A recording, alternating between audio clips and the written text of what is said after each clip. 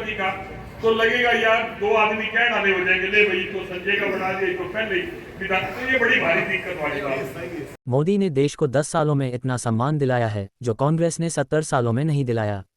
संजय भाटिया, समालखा से सुरेश निरंकारी की रिपोर्ट।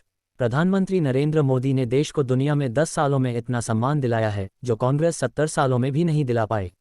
उक्त बातें करनाल के सांसद संजय भाटिया ने जीटी रोड स्थित भाजपा नेता विजेंद्र आटा के कार्यालय में शनिवार को लोकसभा चुनाव के लिए समालखा विधानसभा स्तर कार्यालय का उद्घाटन के दौरान उपस्थित कार्यकर्ताओं को कही। संजय भाटिया ने आगे कहा कि दुनिया में सबसे ताकतवर देश बनाने के लिए मोदी ने न दिन देखा न रात देखी, लेकिन यह विपक्ष को हजम नहीं हुआ। मोदी को हराने के लिए विपक्ष ने इंडिया गठबंधन बनाया, लेकिन राजनीतिक दलों का स्वार्थ गठबंधन को एक नहीं कर पाया। कुल मिलाकर यह गठबंधन बनने से पहले ही विदा हो गया। संजय भाटिया ने आगे कहा कि जो भ्रष्टाचार का गठबंधन बनाने वाले थे उनका देश को आगे ले जाने का कोई मकसद नहीं, उनका मकसद यह है कि किस तरह से देश को लूटकर कैसे खाया जा सकता है। लेकिन परमपिता परमात्मा ने मोदी को श्री राम का दूत बनाकर भेजा है। उन्होंने कहा कि मोदी के अंदर देश की 140 करोड़ जनता की ऐसी ताकत है जो विपक्ष को कहीं से कहीं तक टिकने नहीं देगा। उन्होंने प्रधानमंत्री नरेंद्र मोदी के जमकर गुणगान किया।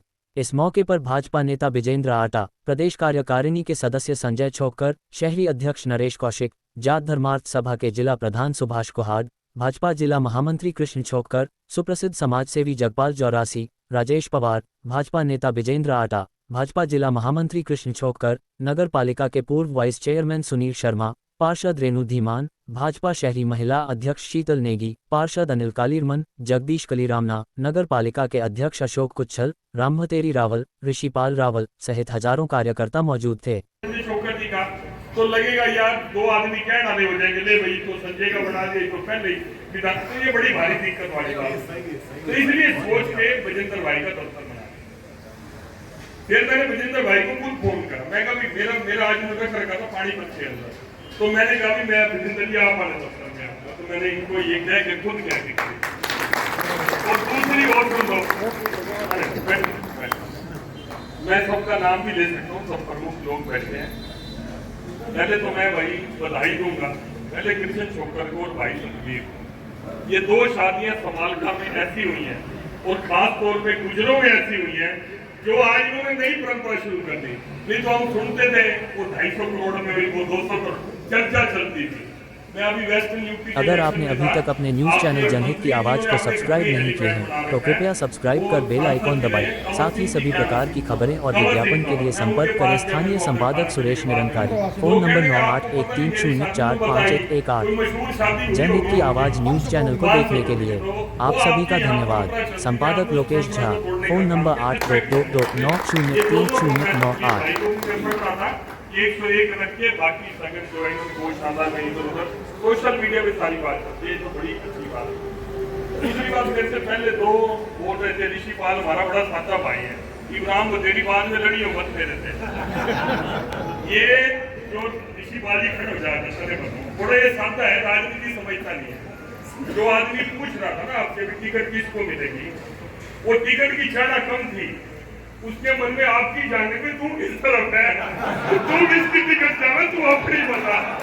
लोग जो है ना तरीके से पूछते हैं, भाई टिकट का तो भाई मैंने मेरा कोई नहीं किया है, टिकट का तो देनी है को नहीं पता। वो जब मीटिंग चलेगी 10 लोग बैठेंगे, उसमें किसके नाम की पर्ची बाहर आएगी, मैंने नहीं देना, ये मतलब तेरी पर्ची बाहर आ जाए, कुछ पता नहीं उस बात का।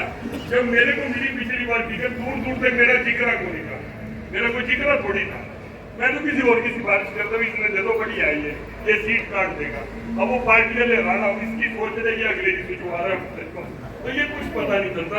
तो वो असल में जिसने आपसे पूछा ना कि इसको टिकट मिलेगी, वो सच में आपके मन की जानना चाहता था, तू किस तरह से। हाँ, कमल के बोल के बढ़िया, ठीक है, बचन का ना तो है ही, कमल पैसा कमाल कर दिया, ये तो बचन कर रहा है। मैं भी यही कहूँगा, अगर मेरे सभी को पूछेगा यही कहूँगा।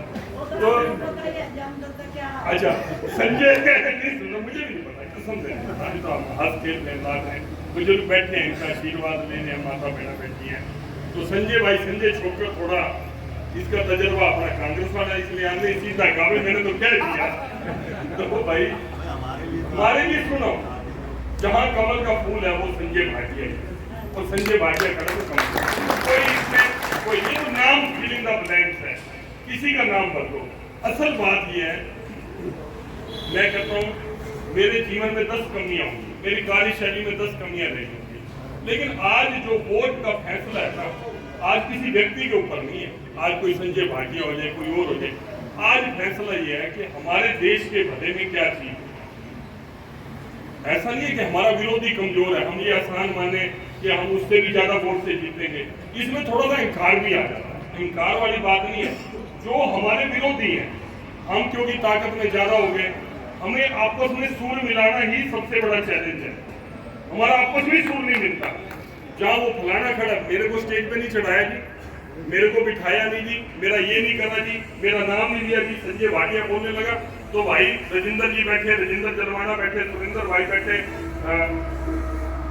राजकुमार बैठे, राधेश्याम बैठा, रोशन बैठा, कोई आदमी का जी मेरा नाम तो छोड़ दिया, मैं तो इसका इतना खास हूँ, ये उसका विरोधी है, उसका नाम ले। ये सारी राजनीति में मुश्किल बहुत है, बहुत मुश्किल है। तो इसमें सबसे बड़ी जो चैलेंज है हमारे सामने, विरोधी से टकराना चैलेंज नहीं है, सबसे बड़ा चैलेंज है कि हमारा मन एक दूसरे के लिए सहज हो।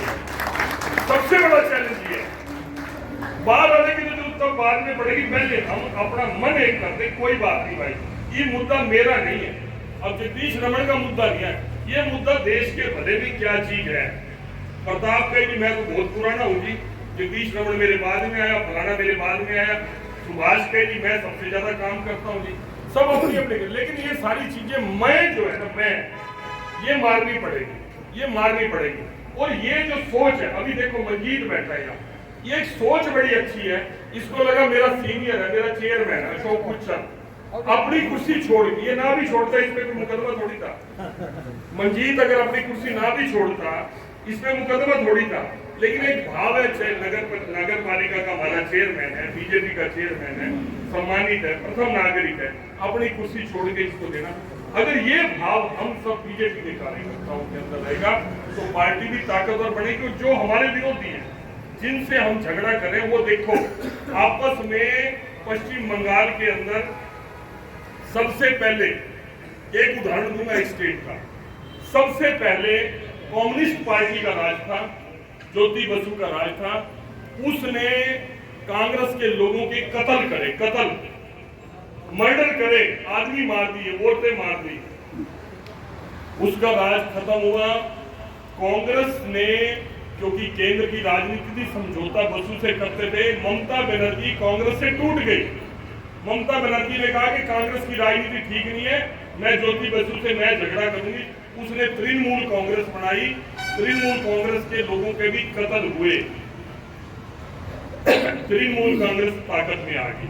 वही काम तृणमूल कांग्रेस ने कम्युनिस्ट पार्टी और कांग्रेस के साथ भी करे, उनके आदमियों के कत्ल कराए। वहां क्रिमिनल राजनीति है, वहां आपस में एक दूसरे को कत्ल करने की राजनीति है।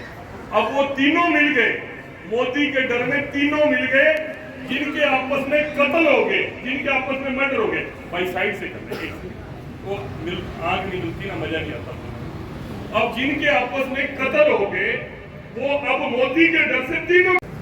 एक गांव के अंदर एक मंदिर था, एक तो था बड़ा भगत पुजारी, रोज मंदिर में भगवान के आगे दिया जलाने जाता और कहता भगवान मुझे दर्शन दे, मेरे को दर्शन दे। भगवान तो चलो वो है, दर्शन दे ना दे उसकी मर्जी है। एक उसी गांव में थोड़ा शराबी भी था, जो रोज दिया बुझाने के लिए जाता था, कहता ये जलाएगा, मैं तो मानता नहीं भगवान कोई है ही नहीं, मैं तो मानता नहीं, और मैं तो दिया बुझा के जाऊंगा, वो जलाने जाए वो पीछे बुझाने जाए, शरीफ आदमी का जलाता वो बुझा देता, कोई बात नहीं। सालों साल ऐसा क्रम चलता रहा। एक दिन बड़ा तेज आंधी तूफान आया, दिए का तो ये चल रहा था तूफान के अंदर, जो जलानिया था वो कहने लगा जो पहले बुझानिया तैयार खड़ा है, और वैसे भी आज तो तूफान इतना, वैसे दिया नहीं चलना, वो कहता छोड़ आज क्या जाना कर ही रहता। लेकिन जो बुझानिया था वो अपनी टेक का बड़ा पक्का था, उसने कहा चल मैं तो जाऊंगा जाऊंगा, और उसी दिन भगवान प्रकट हो गया। जो दिया जलानिया था उसने भगवान को कहा कि भले भाई मैं तो तेरी पूजा अर्चना करता रहा, मैं जब भी आया और जिस दिन मैं नहीं आया वो बुझाने वाला आया, तूने उसको दर्शन दे दिए। ये क्या बात है? उन्होंने कहा उसकी टेक पक्की थी। एक बात बता दूं, ये सारे इकट्ठे होके एक दूसरे को जूते मारते हैं, झगड़ा करते हैं, सिद्धांत वहीन गठबंधन। ये सारी पार्टियां जो इंडिया अलायंस बना है, इनको कुछ नहीं, इनसे पूछ लो तुम्हारा क्या एजेंडा, तुम हिंदुस्तान को क्या करते हो? कहते हमने तो भाई मोदी को हटाना है, बस उनका एजेंडा सिर्फ मोदी को हटाने का।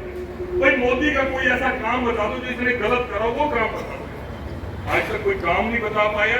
दुनिया में हिंदुस्तान का परचम मोदी ने लहराया और इतना ताकतवर देश बना दिया, उसमें कमी तो नहीं ढूंढ पाए, सिर्फ मोदी को हटाना है हमने। अच्छा चलो, गलती से मैं कहता हूँ, गलती से चलो इन्होंने हरा दी, मान लो मानना चाहते हैं आपकी जाने, फिर करेंगे क्या? उसके बाद क्या करेंगे? उसके बाद इस देश का तमाशा बनाएंगे, आपस में झगड़े करेंगे, एक दूसरे को ब्लैकमेल करेंगे। वो कहेगा मेरे को ये मंत्री बना दे, वो कहेगा मेरे को ये मंत्री बना दे, आते कहेंगे मेरे को प्रधानमंत्री बना दे। प्रधानमंत्री भी आज समझौता करने के बाद इनका डिसाइड नहीं हुआ, कहीं पंजाब के अंदर आपस में झगड़ा करेंगे, दूसरी स्टेट में कंप्रोमाइज करेंगे। इस तरह का ड्रामा ये दुनिया देख रही है। इसलिए मैं आप सब लोगों को कहता हूँ, टेक अपनी पक्की रखना। बुरे लोग ज्यादा शोर मचाते हैं, बुरे लोग जाके बहुत ज्यादा प्रचार करते हैं और गलत बोलते हैं, गंदा बोलते हैं। अच्छा आदमी कहता क्यों गंदे आदमी से टक्कर मारो? अपना दिया जलाना, चाहे तूफान हो, चाहे आंधी हो, चाहे विरोध हो, अपना दिया बुना जगाना जो है ना, वो छोड़ना नहीं। मेरा भाव सिर्फ इतना था।